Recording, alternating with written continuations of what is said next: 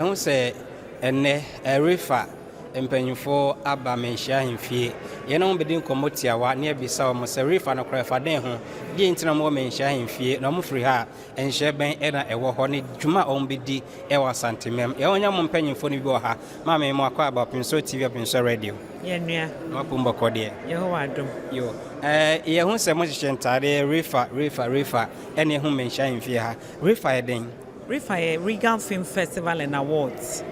Ko bia eba beboa ye sini yefo. Wo yesini a ye betumi aboa bebia wo betumi aton sini. Ansa na ye beboa wo betumi aton wo sini na wo betwa no. Ye kire wo ha wo be ye packaging na ebe called the borders of Africa. Ye kire wo say na wo be scripty ebe ye acceptable to the global market. Ye kire wo say na Obeye udi business aspect ne beka ho na wanya ho faso ansana uya na eji na ede akoton ama wo uwie a afi enye Ghana de eye global until last day no eye award no by na ye wa Kumasi because ye wie awards last year no March ye work Accra and I nim say ni ye for bebre so free Kumasi ha Asante region so my decided say omo so is their 10 na yenu mu benanti na echechromo asie adeko botaya eda my tree is coming. Yeah, it's coming. Botaya eda REFFA so enti enu nti na ewa ha enti echa anopanyame yadoma ye ni Asantehene ohima Okay. Ebenanti onu na edi eyini be torchlight be shensa ena mati say ye na first people ye di be pia bonti enti we dey nyame enti ye ni agipa say o maji ya atum ena ye ntumi ba Asantehene with alata for ni artists from Ghana Accra ni bebia ye mbechia ohini enti ye wa ha ye ba be catch ni say ya ba onim say ya ba but officially afina ye ba be catch ni say en echira ye da no enti o wa wotie ye nyina say wotumi join ye echira na ye nanti ye started from culture center 7 o'clock na ya ba Manhyia ha 8 o'clock abefa ohima ye free ha na ya nanti akoji GS is it GS Mall? GS Mall yeah. SG Mall na afina akoye aerobics na ya kasa alata for mobile no ye wo Nexus distributors wo na o ma kire ye ade a o mo hwehwe before mbetumi ato osini nti na ye wa ha. Alright. Mo started REFFA impact no at saying so far say na besi aka no. Oh bebre ye nkasa o. Last month ye audition ye de nipa be 20 ko Nigeria. Ye niama bebre a lot. We do a lot. We are doing a lot. We are encouraging the new people. Ye master class wa Accra. Ebe ye bi wa ha. Na who attendance. Na to me say there's hunger for it. But just say obi anim what to do. And to refer back to encourage. Non show obi akran say ye industry no nyame beboaye.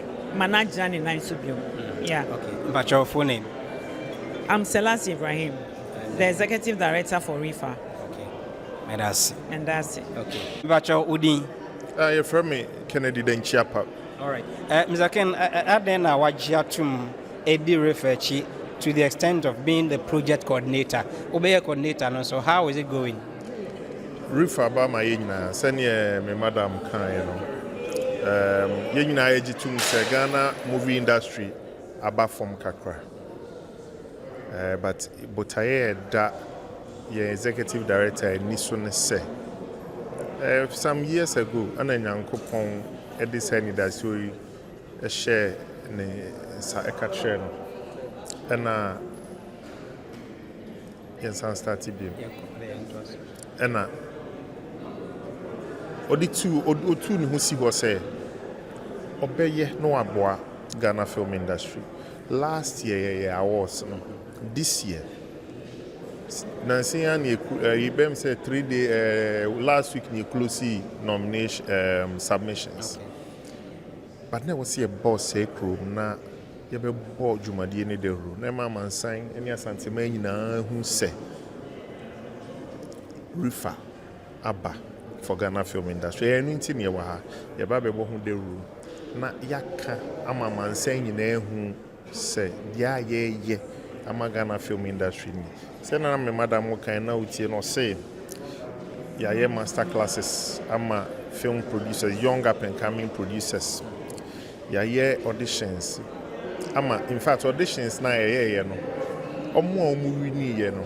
Emu num e di kan ko Nigeria deda. Na wotwe awie ye be enum e be san koka omo. Nipa 20 I select omo nyina be ko Nigeria.